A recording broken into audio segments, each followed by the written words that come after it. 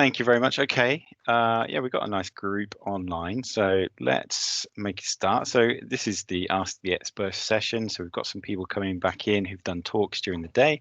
We've also got some excellent experts with loads of experience on the call as well. So now is your chance to ask questions either that you didn't get to ask during a session or you've thought about afterwards, or just something completely separate that you're maybe experiencing a problem on your project or with your system. So now's your chance to get stuck in. I actually can't see the chat right now, so I'm going to rely on the team to call out questions, or you're welcome to come off mute and ask the questions yourselves. So I do have one question actually for this collective.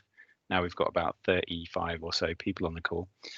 So I was just in Pippa's session, which is about her upgrade to unified interface, and really that upgrade to production did not go well at all. It completely failed by the sound of it. Not something that was within her control, but something that happened during the upgrade process on Microsoft's side. And that, you know, that scared me, to be honest. And I think a few people in that call were a bit like, oh shit, we're doing this in a few months' time. Are we going to have the same experience? But I wondered if anybody else on the call wants to talk about their experience of upgrading to unified interface, and whether they've been through it already, and hopefully that's gone without a hitch. Anybody speak to that?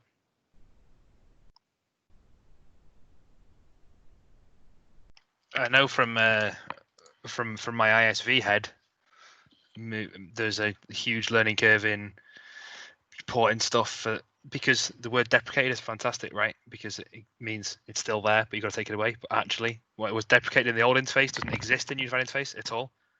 So there's things just are gone.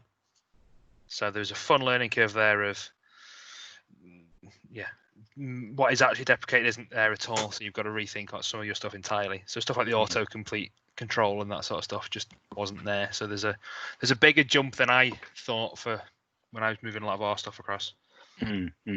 So like my experience is that the actual technical aspect of the upgrade works, and I've not had any of the problems that, like, say, Pippa had with that upgrade. But is that generally? I'm trying to inspire a bit of confidence in the process based on my experience.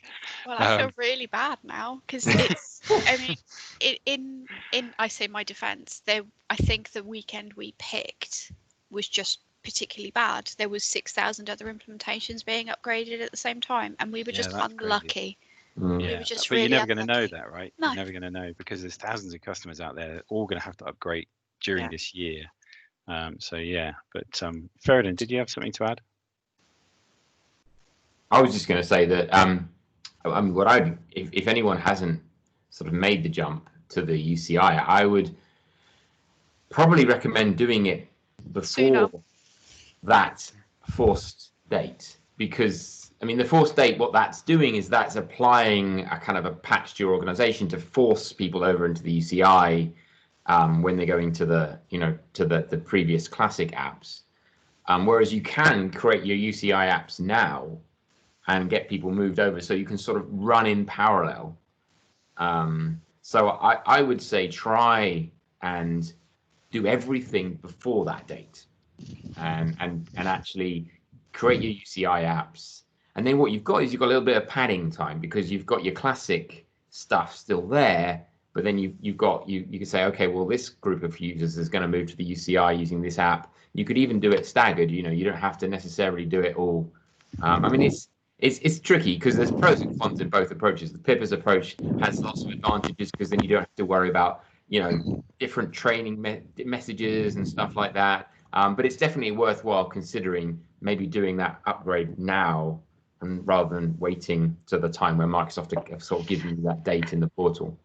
Interesting comment, Scott, because I've got one client that did exactly one of the things you said, where I think it's the sales people have moved to the unified interface, but customer service is still on the web, and then they're going to move next. But definitely do not wait until the last minute. Just do what you can now, even if it's just to try it out and see what breaks, what doesn't break, what naughty JavaScript you may have written that isn't going to work, and all that funky stuff. Did you just say naughty JavaScript? Well, yes, by which I meant unsupported JavaScript. I don't mean JavaScript is naughty. Naughty JavaScript. It's like cheeky remind me of the date that it moves. You've got until the end of November. End of November, okay. Yeah, and that's already been Chris. Brilliant. I'm looking at the chat. That's a good view, isn't it, Chris? Come on, let's face it. That is you. Yeah, it was going to be September, but because of COVID, Microsoft delayed it a little bit. Yeah. Oh God, that's going to hit me again, isn't it? Naughty JavaScript. You know that's a thing now, right? Fairness. Yeah. Go and escape it. So I'm not sure that has inspired anybody to have more confidence in the process, but obviously Microsoft are upgrading thousands of customers, and some of them don't go right. No. I don't know what percentage, but from what I don't hear a lot of noise about this kind of problem. Mm. In so my CRM partner had 2 other customers upgrade that same weekend. That yes, their notification was delayed, but both of their upgrades went smooth. So they had no issues. They actually had more issues on go live day with their users than I did. So my upgrade went, I wouldn't say terribly, but burned in a flamey pit of hell. But my go live with my users went very smooth. So in terms of actually the user adoption, etc., went very, very well. So who knows? I think you won't know until you do it. I mean, there is the option of backing out if you put in a ticket. So there is we didn't take that option. We just wanted it done because we've got other projects on the kind of go. But there is the option of if it does go extremely wrong, you can back out. You just need to let Microsoft know as soon as you can. Yeah, I think that was what I was going through my head, is that when you were talking about that process, is if you're still a couple of months away from doing this, have a date that you're going to go live on, but also have a contingency date, maybe the next weekend or whatever it might be, just in case, and let everybody know that may be the case. But yeah, it sounds like you're particularly unlucky with that process, but you did a great job in the change management side. Thumbs up for me. Yeah. There certainly isn't the vibe of fear anymore. There was a vibe of fear for it for a good 18 months or so of people not wanting to do it, and that doesn't seem to be there anymore. And I think one of the things, we're now moving into this sort of evergreen type environment, whereas what's happening is, from an engineering effort, we've moved away from this sort of monolithic big change. It's the changes seem to be a lot more incremental, a lot more feature flag enabled, and you can kind of move a lot slower. And there's the big changes that were happening with the version changes we had with version 9 and all those kind of things they're much more, I think they're handled from an engineering perspective a lot better and a lot easier for customers to try out, and maybe not as impactful in terms of the changes that the user will see. Does anyone have any insight into how much of the classic web's going to have to be left behind for some of those advanced system settings? Or is the Microsoft aim that everything's going to be possible in the new tools? Well, it's a big question. I think, how much of the classic is going to be left around after, certainly wave 2. Yeah. Because, there's still obviously lots of things. What I find very interesting is that, we still got this hybrid mode in the UCI where some dialogues are still classic, but it seems to be, judging on the amount of time, I don't know if you've noticed that when you try and go to a classic part of the system now, generally it takes a long time to start up, because obviously it's probably it's an ASP.NET website that's kind of gone to sleep because you're not using it very much. Whereas the bits of the hybrid user interface in the UCI are a little bit more responsive. So I don't know if they're sort of cherry picking some of that classic user interface and moving it over to a more modern hosting. I don't know how that's working, but I can imagine how that's what they may be doing, is they may be still retaining some of the classic UI, but it's being hosted in a more modern environment alongside the UCI. Yeah, it does annoy me when you're in the new Power Platform Admin Center and you click a button for some kind of settings like the users, and that opens up the old user view, and you're just like, oh, come on, seriously. Yeah. But I think, we're all party to the same sort of information, but to me, the classic web interface has no future. It's got no investment, and sooner or later it will be killed off. So I would guess like next year probably, but obviously all the other stuff that doesn't currently exist in the admin centers needs to be moved in. It's going to take some time. It'd be nice to see things that have been deprecated for many, many, many years actually get removed. Yeah, definitely. It's really annoying. You tell people they're deprecated, don't use them, but they're still in the damned interface. I think relationship roles is still there. Yeah. Is announcement still there? God, relationship roles is even older than that, isn't it? I think we got rid of that CRM 2011. Come on, so I'm going to give a 5-minute shout. Have we got 5 minutes? 4 minutes left to fill in your feedback form to be eligible to win a prize. So yeah, click the link that's in the chat there to fill the feedback in, and we'll do the lovely spinny thing that Scott's put together, which I love. So just a question coming in. CE Insight session should be right now. Oh well, I'm sorry. All the sessions are finished now, Nino. I'm afraid. It will be recorded though. Perhaps they're an hour out on time zones or something. Yeah, could be. So Nino, the sessions have been recorded, and you'll be able to see them on YouTube in a few days' time when we upload them all. But I'm not seeing any questions in the chat. We've got some people on, and you must have problems. So please do chip in. I mean, not personally. Andrew has ordained that you must have a problem. We've all got dynamics, right? There must be problems. Yeah, I need another coffee, Andrew. Some of our problems are not easily solved by the people here, but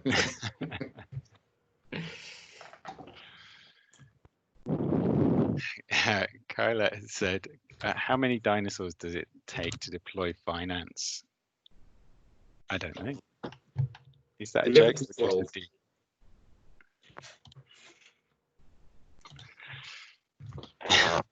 Can I ask a question verbally? And my typing skills are not up to doing it. Absolutely. Go on. It's really to follow. It was a question I meant to ask in the really useful Bedazzled by Business Central session, but and I don't think Mary's here now. I'm not sure, but you may know the answer, which is, I mean, we talked a bit about the overlap between the functionality that exists in Business Central, and I dare say, and also in F&O, and the functionality that exists in Dynamics. Richard, Mary is here. She's just posted to say she is. Oh, okay, great. Hi, Mary. Very helpful session. Great. But the bit that I mean, this may be a very, it's a beginner's question, but I'm getting involved with a project where the client is moving from NAV to Business Central, and we're looking at whether to move them off a bespoke application into using Dynamics. Is how does the integration between the two work? Because obviously you have some entities that are going to be duplicated between Dynamics, customer engagement, and Business Central. So contacts, organizations, and so on. Is there is that data held in a single table, or is there a replication process so that if somebody, for example, updates the phone number of a contact in customer engagement, it automatically gets updated in Business Central? How does that work? Yeah, so if you're going to, can you hear me okay? I can, thank you. Okay, great. Yeah, so if you're going to, go ahead and go full on board with Business Central and the CRM side of it, there's an integration process that's out of the box. And what you would do is you can map fields to either be one-way or two-way. So in that case, we always recommend there being essentially a record keeper, right? And you have a source of truth, whether it be in CRM or Business Central, kind of depending on the nature of the business and and how things evolve. So potentially in that one, if you're going to have your leads start out in, CRM, then maybe that's where you have your record holder. But then, like I said, you can essentially still map it so that you can have it update in both ways. It can be a little bit clunky currently if they do that, but it is possible to make them go back and forth.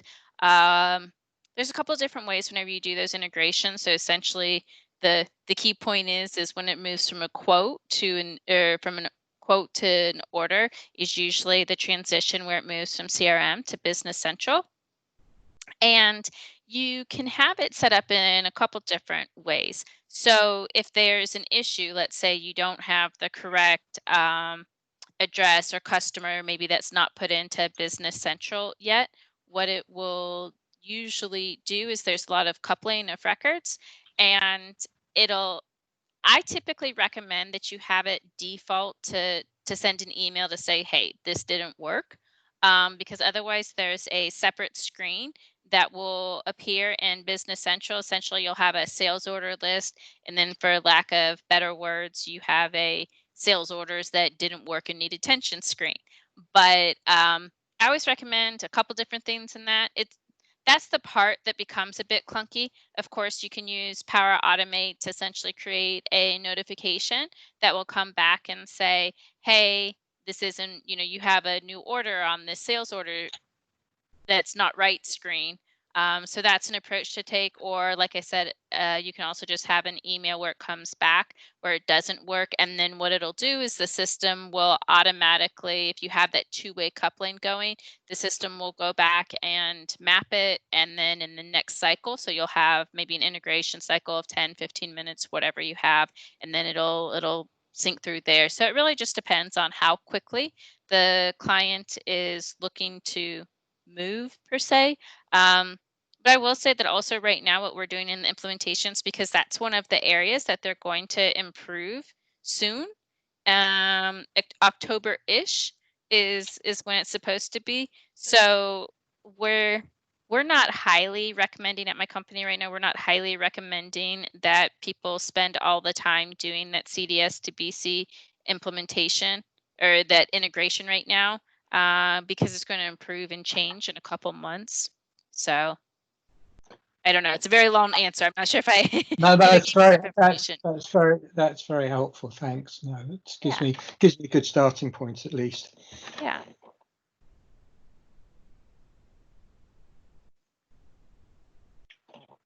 Awesome. Okay. Sorry, can I ask Callum? very quick? Yeah, carry on. Thank you. Go Sorry, just looping back to the discussion with Pippa's implementation for upgrading to the UCI.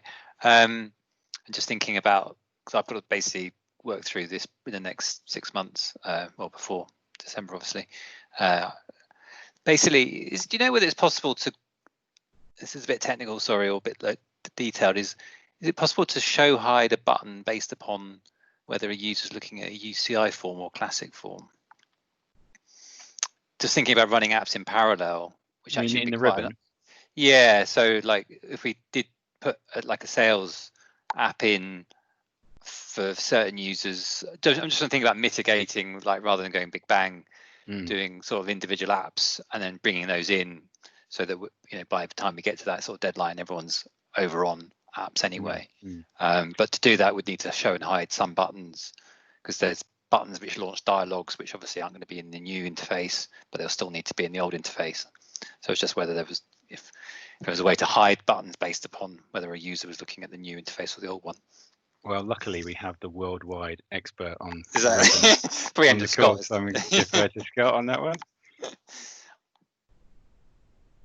Sorry, I was just setting up the wheel. Sorry, was someone mentioned? I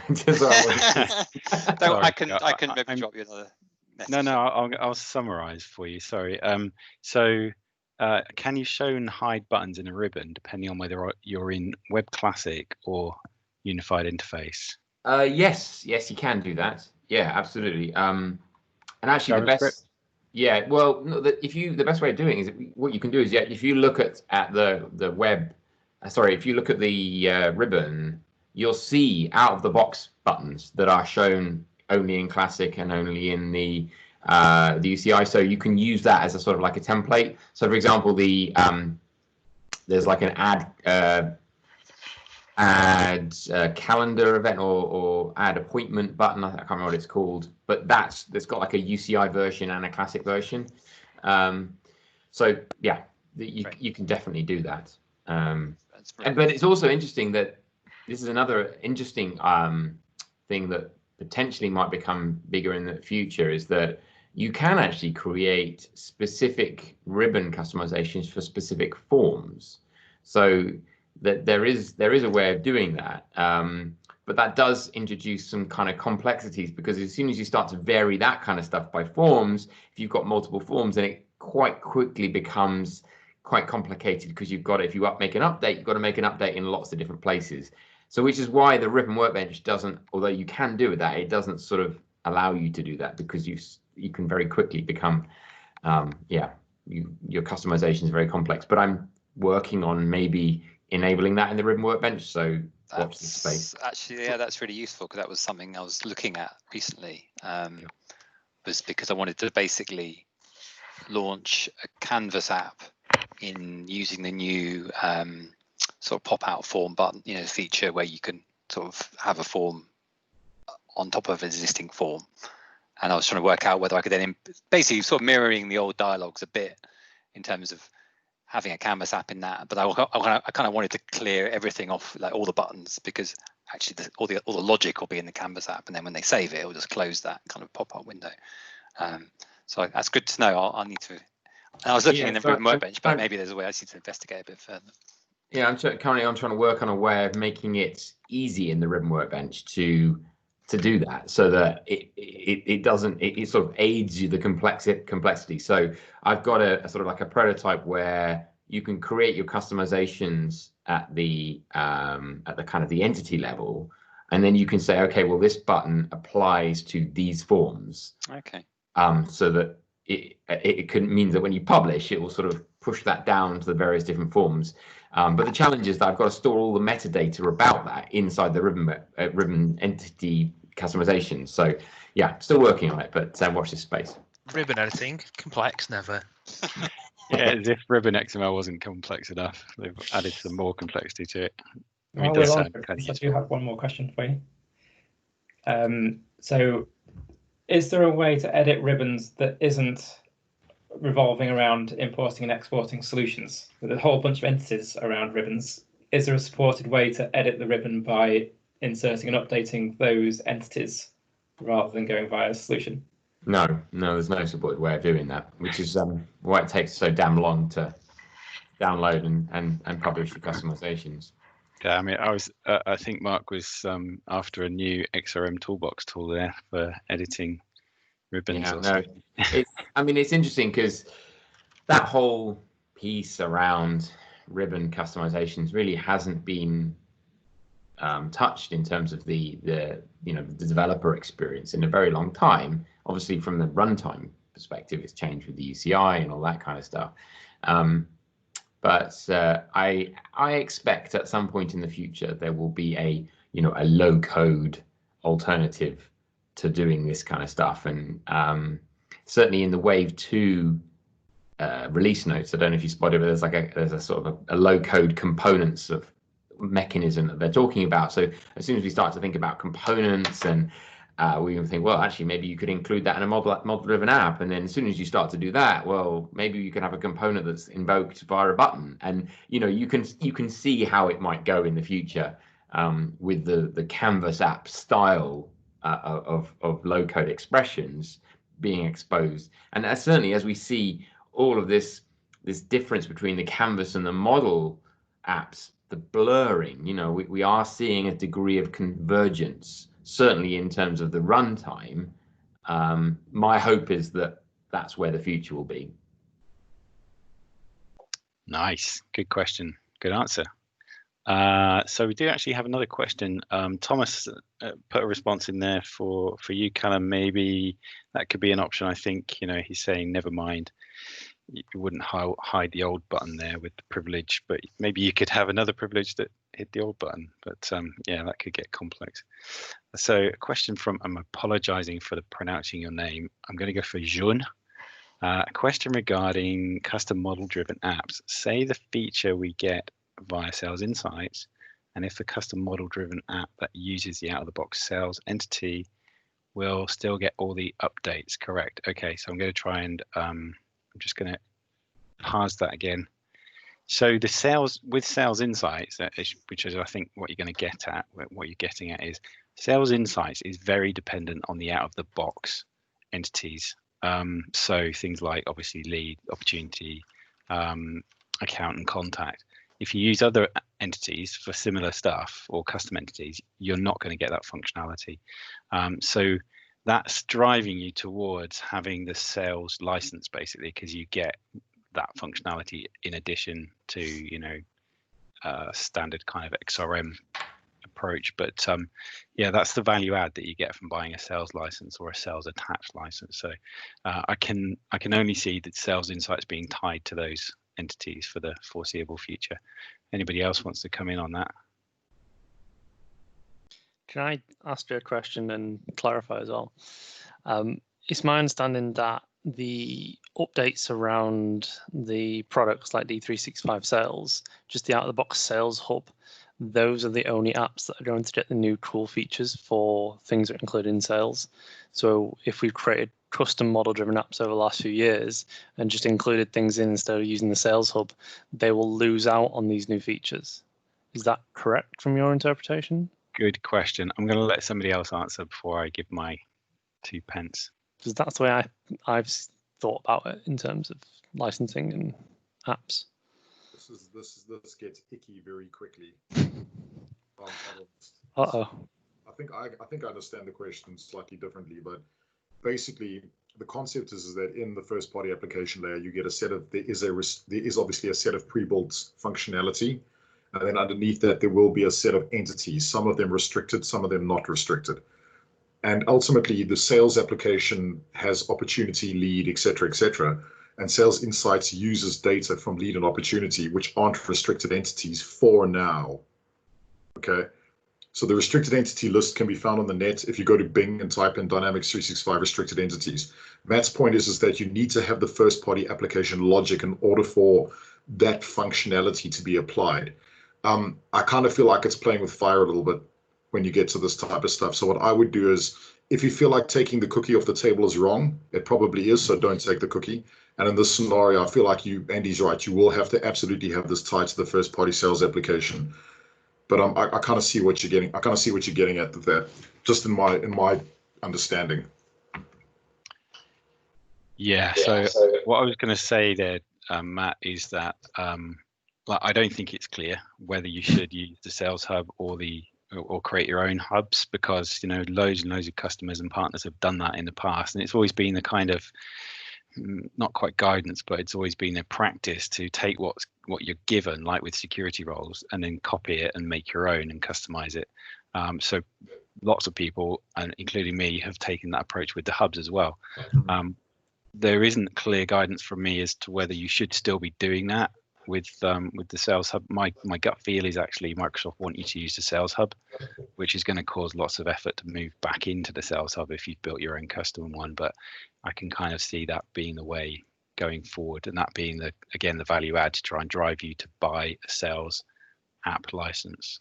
Yeah, I feel as if that type of scenario is probably encroaching on multiplexing territory a fair bit. So yeah, we just probably got to be a bit careful. Don't want to get into that, do we? No, I've got approximately a minute, so I'll raise up the word multiplexing just to leave the call. Okay. Just throw that grenade. Okay, there were a couple of questions. I'm just trying to scan through them. If anybody else wants to pick up while I'm doing that. One about the old Outlook add-in, which to my mind is dead, isn't it?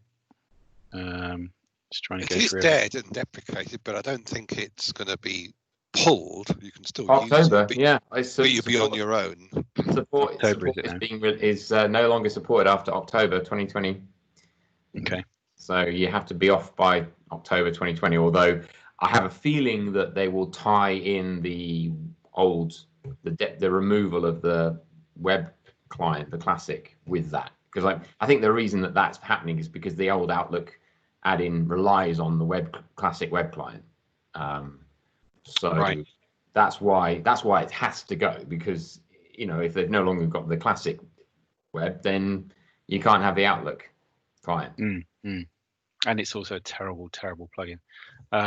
So another reason just to shoot it behind the bike shed or something. Chris, did you say you had to go? I actually do, but I can stick. mate. I'll stick around and get a shouting at. No, it's okay. I was just going to say thank you, really, for joining this call and doing the session earlier on. It was really good. Yeah, no, it's such a pleasure, and I've got to say a big shout out to Lucy and Kayla. They smashed it, and I think it was really great to have them sort of participate in that. And yeah, thanks to everyone who joined. Roadmap session's always funny, so and risky. So yeah, big shout out to all of the organizers. And Scott, I'm gonna miss you, bro. Yeah. Well, hopefully we can have you back next time, and maybe Scott will be able to join in remotely. Like I said, you're not going to be able to keep me away. It's not going to happen. I can't leave you guys. Sarah said that. The world, the other side of the world, will not keep us apart. Yes. You just have to get up at like 5 a.m. to join the call. Yeah. There are a few other questions that are coming in, but I feel like we need to do the feedback draw if you're ready, Scott. Yes, I am. Or do you need a few more minutes while we answer something else? Answering a couple. So I answered EY's question. I was in the chat. But awesome. Yes, I will now share my screen for the big draw. Take over. The drum roll. Let me see. And also. Oh, I love this. In an unhealthy way. Okay. So we have 3 prizes to give away, which are all for the Power Automate course by David Yak. Seems to be a lot of interest in that right now, so go for it, Scott. Shall I go ahead? Okay. You should. I've also shared my system audio, so you should be able to hear the sound effects. Let's give it a go.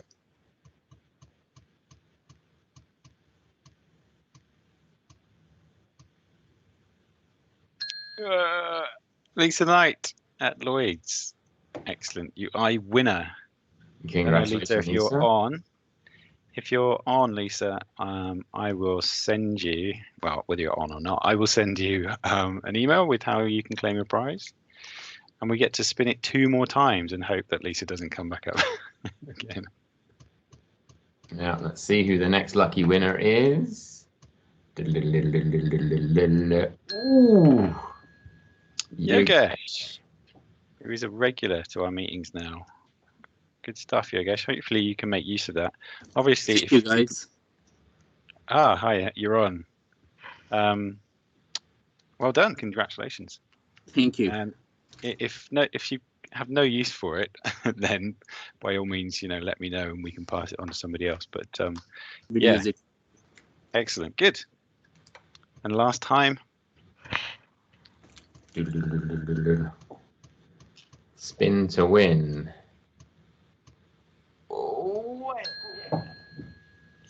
Hi, Bosa.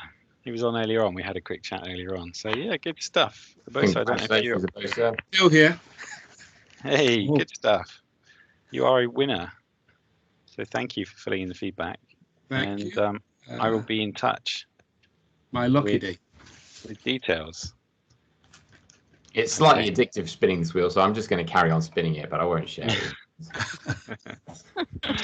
Nice one, thanks, Scott. Okay, well, if I go back to presenting, did we answer all the questions? I rather lost track. But wait for my screen to catch up. Yeah, I will just give a shout out. Hopefully you're seeing a few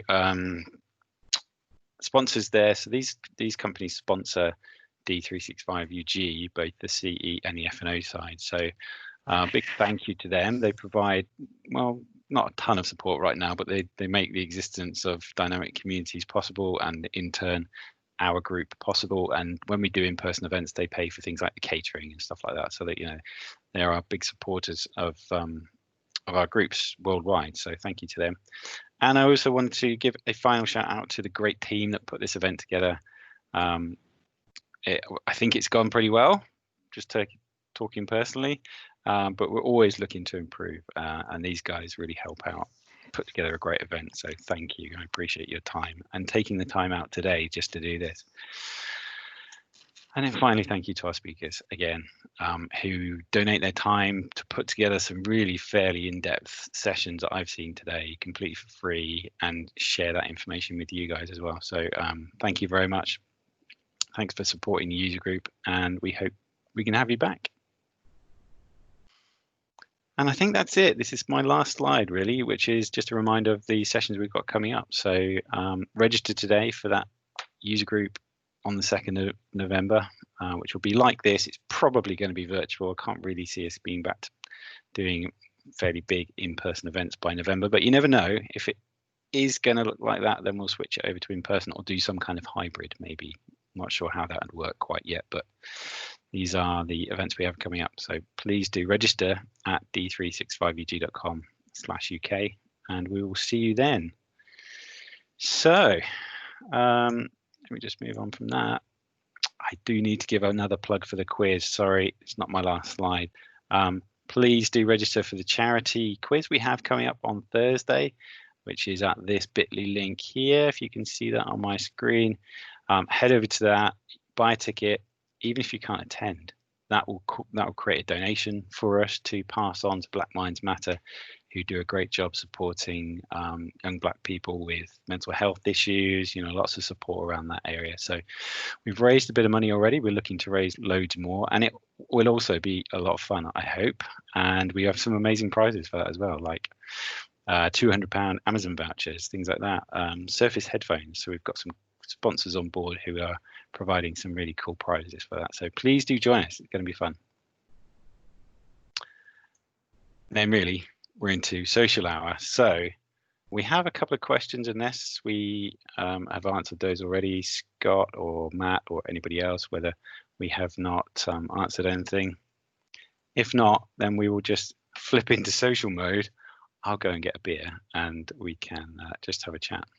But thank you for attending. I really appreciate everybody coming along, taking the time. And we hope you've got something out of it. We hope it's been a good, entertaining day. If you go to the bar, Andy, I'll get one as well. I'll get you one in. Okay. Did we answer all the questions? I'm just looking at the chat. I was trying to follow it and speak at the same time and failing miserably, so I can't do that. So we did have a question about Outlook plugin.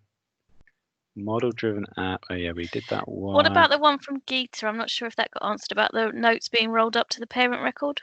Okay. This is the one that's on behalf of Scott Jackson. Can notes roll up to the parent record? If not, and we switch off notes via security roles, is there another way to add an attachment to a custom activity? Oh, God, this is getting into. I'm going to go to Ferridan for this one, just to put him on the spot, because this is. I'll pass the buck on to someone else. That sounds like a great use for a little PCF control to me. But, yeah. I thought notes rolled up. I know activities do. Custom activity. Oh, no, I don't know the answer off the top of my head. So if you were looking at an account record, it depends on the record, I think, and that rolls up the notes from child records, doesn't it? No.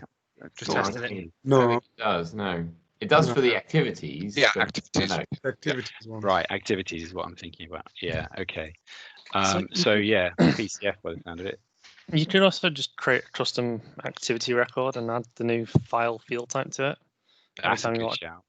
It's not a cool PCF control, but it'll do the job. I think the challenge with any of the queries, those hierarchical queries, is that you have to sort of, to get it to be performant, you have to use the hierarchical query operators, and otherwise you're going to be sort of having to walk down, to be child records to find all of the notes. And annotations don't support that hierarchical querying. So I think that, from a performance perspective, that will be probably the biggest challenge from a custom code perspective. It's always scared me using the attachments in there anyway, just because of the sheer volume of disk space it takes up in my CDS. Sorry, Dayflex Yeah. Pro. Although now, it's now, they farm it out to blob storage. Yeah.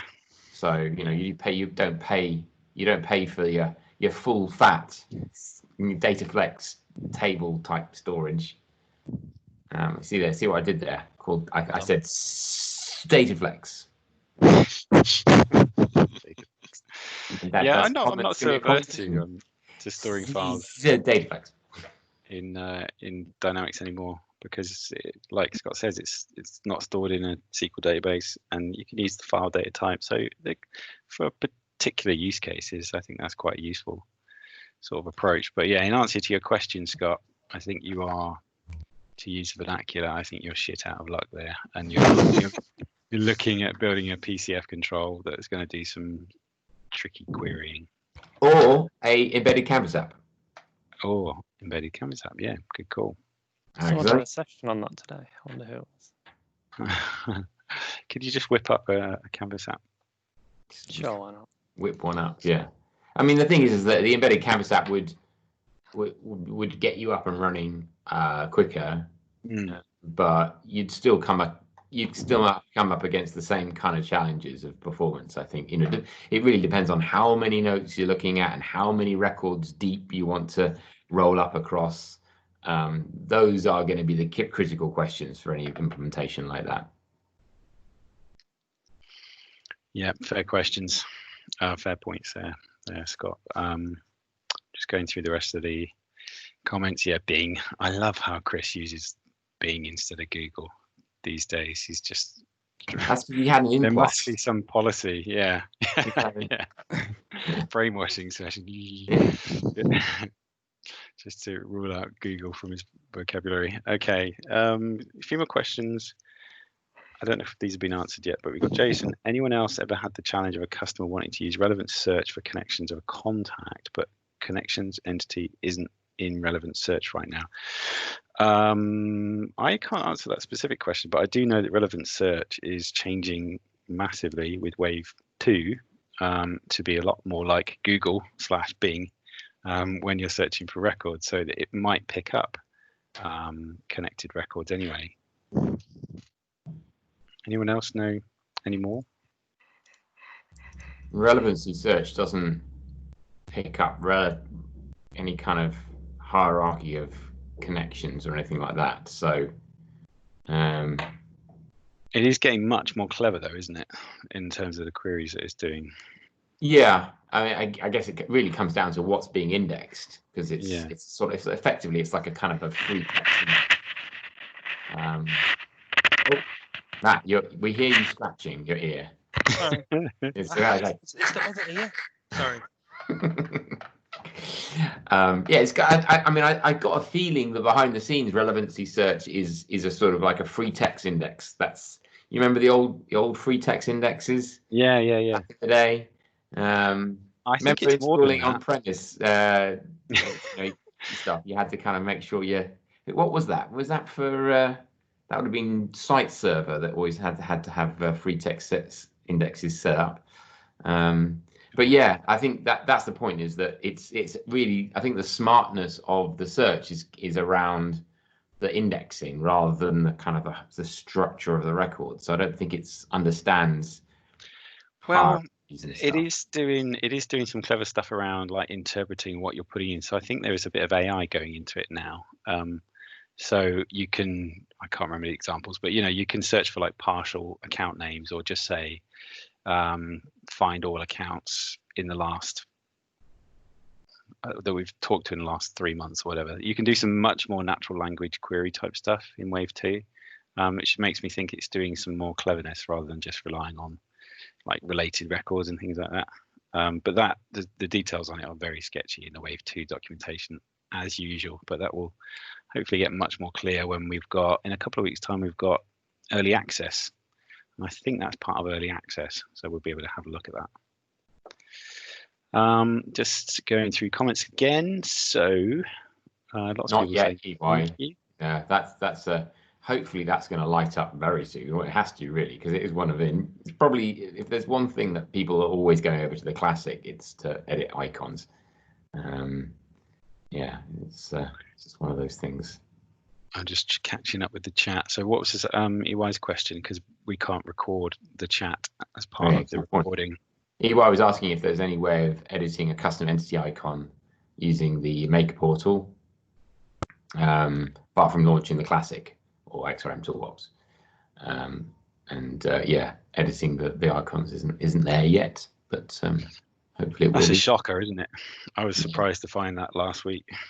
That yeah, because that's one of the first things that I feel like people should do when you build a custom entity is bring an icon.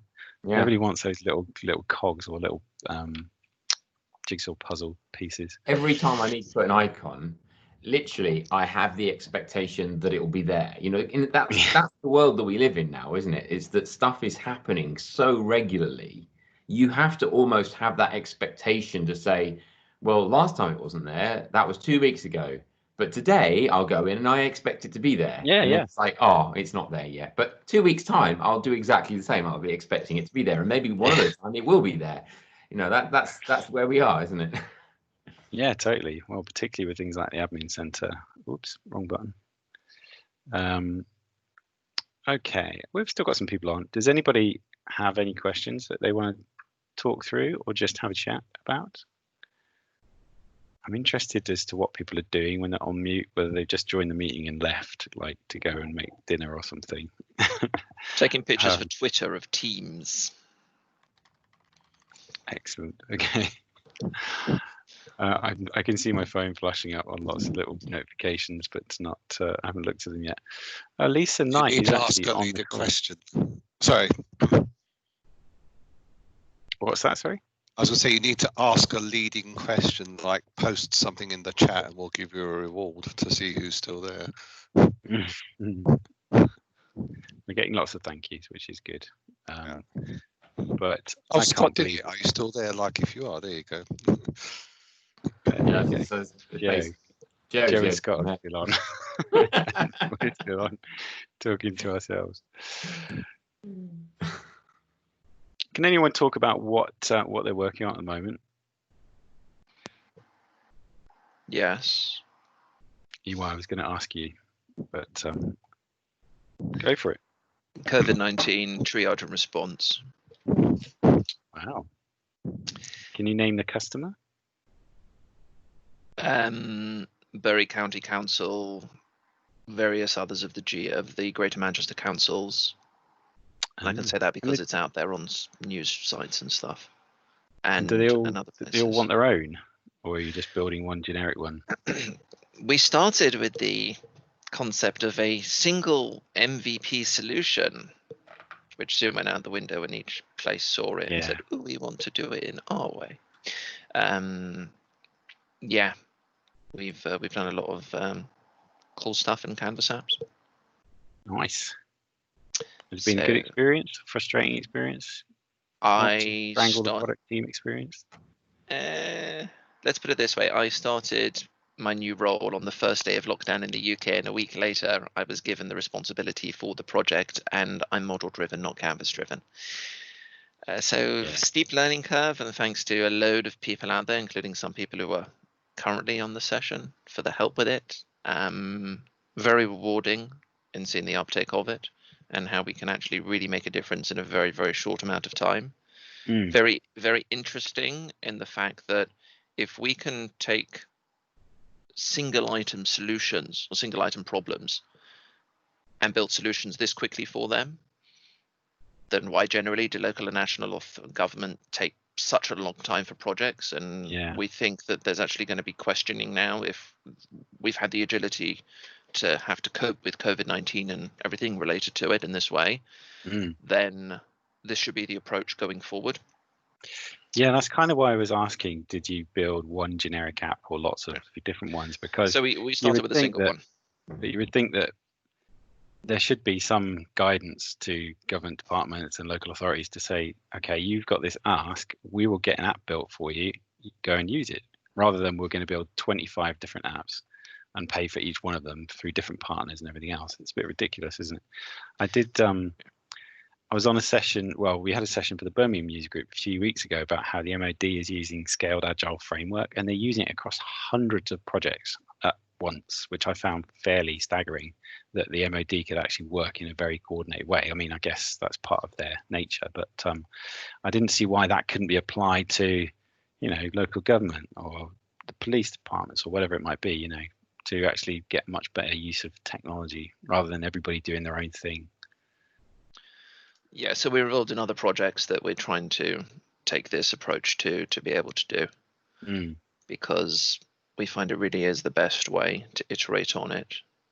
Let's use the word agile rather than waterfall. But in terms of the we were dealing with the combined authority, the Greater Manchester Combined Authority, which is the only combined authority at the moment in the UK, although there are several other ones. So they sort of have devolved authority from national government for their own councils in and around Manchester.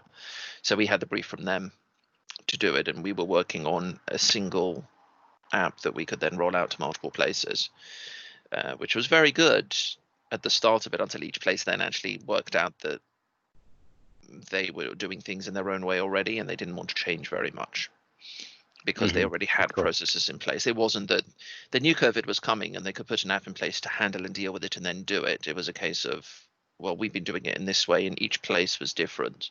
And it wasn't just like you had one department doing things in a different way, like response department in Council A versus a response department in Council B. Some of them were doing a centralized model, some of them were doing a distributed model, and we just had to change how we were going with it, essentially. But definitely some good groundwork for some other stuff that we're working on and looking to do. Good stuff. One of our team, Simon Whitson, is working on a project for the Midwifery Council. I can't remember the exact name, but Nursing and Midwifery Council, I think it is. But they've had to build loads of stuff very quickly to support nurses. And so that's why he's not here today. Actually, he's been working on that rather than coming to user groups for the last few months. But it's interesting how our platforms can help so quickly, really, rather than people getting down and writing code endlessly. We can actually build productive things very quickly. It's a whole new world. Definitely agree with that. Oh, okay. Well, I'm getting a bit tired now. I still haven't got my beer. I should need to train the children better to bring me things. Pippa has her hand raised. Don't know why. Let's see. Oh, maybe that's. It's because I've got a question. Because I've got there you go. Somebody using the hand raising in the proper way. Fantastic. Go. So, obviously, I work for a small, very small-ish business, and I'm their IT department and their Dynamics expert, apparently. And I've been thinking of creating Canvas apps for our return to the office. But obviously I've got very little experience in terms of Canvas apps, but I've got ideas, but I don't necessarily know the best way of implementing them. So I've been thinking of maybe a booking, because we're going to go down to hot desk booking. So we've got like banks of 6 desks where you can only have, like, if you've got 1, 2, 3, 4, 5, 6, you can only have the people in positions 1 and 3 in the office. And I'm struggling to find anything out there in terms of Google and everything or Bing, as Chris has been saying, to kind of get me started. Is there any tips on how I can kind of get started with this? I'm going to say one thing and then defer to people who know much more about this sort of thing. But I have seen several apps on LinkedIn, people saying like they've been a partner that's built something exactly like that, like Return to Work. And I can't remember any of them off the top of my head, but I've definitely seen some over the last couple of months where people have come up with Canvas apps that do stuff like that. So I don't know if they're open source or whether they're sort of proprietary. They haven't been. Or whether you could get ideas from them. But in terms of getting started, it's quite a big learning curve from zero to app. With everything else. But I think that probably that is exactly as you say, Andy. It's like looking at examples of other people. I mean, even if it's not exactly what you want to build, not specifically. I think learning from other people's apps is literally the best way of getting up to speed quickly. And a great resource is all the hackathons. So, if you go to, especially like the Hack for Good recent hackathon, if you go to the Power Apps Bank and download a lot of the solutions there's some great stuff in there. Like this is how people are solving particular problems, and it should hopefully get you up and running quite quickly. Have you ever watched Azure Rory stuff? Guy called Azure Rory. He does a load of stuff on YouTube. It sounds like I'm downplaying. I'm not. He does a thing called. He's even doing a Power Apps for Kids. So he's going into even levels of helping kids out doing it. Not saying you need that level of stuff, but what I'm saying is you can see you've got the tiers of how he's helping people in there. That's a useful YouTube channel. I've been on the App in the Day course where we built like a basic one. So I've kind of got the very basic idea. And obviously I come from a very much model driven background. But yeah, it's kind of that next step. Yeah, okay, cool. I mean, well, I've just dropped something into the chat, which is the official Microsoft Return to the Workplace solution that Microsoft released last week, which is a good starting point. The other thing I would say is don't limit yourself to a Canvas app. Okay. I watched it was Power Objects a couple of weeks ago at Summit EMEA. They developed their own in-house model-driven app to do the same thing. And they did extend it with a Canvas app as well. Like you could request to, do everything from home. But if your users are currently a model-driven app users, you don't necessarily have to go down the Canvas app route to get the same thing. You can build a lot of it probably with a model-driven app as well. Yeah, good shout. I think there's some really good tips for you there. And also check out the chat for this session. There's a few more people have chimed in. I would also suggest going to the power of Twitter and the Power Addicts community, tagging people like Keith Watling and Chris, and just asking that question, can anybody sort of point me to more resources on this? Because they are super, super helpful people. You'll have responses in no time at all. But yeah, try that as well. Okay. Hashtag Power Addicts. There is a question from Gulshan in there, which is, what pathway would you suggest for someone to go from no code to low code? I was going to give a plug for the training that I pointed to earlier, which is 365.training. That's a website, 365.training, which is Julie and David Yak's training courses.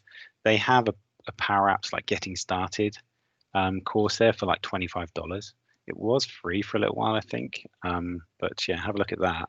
But that's a kind of getting started thing, So and Julie's a great trainer, and so that would get you off the ground. But there are tons of YouTube videos and resources out there. It's almost, I guess, a bit like where do I start? So I don't know if anybody else wants to offer any other suggestions there.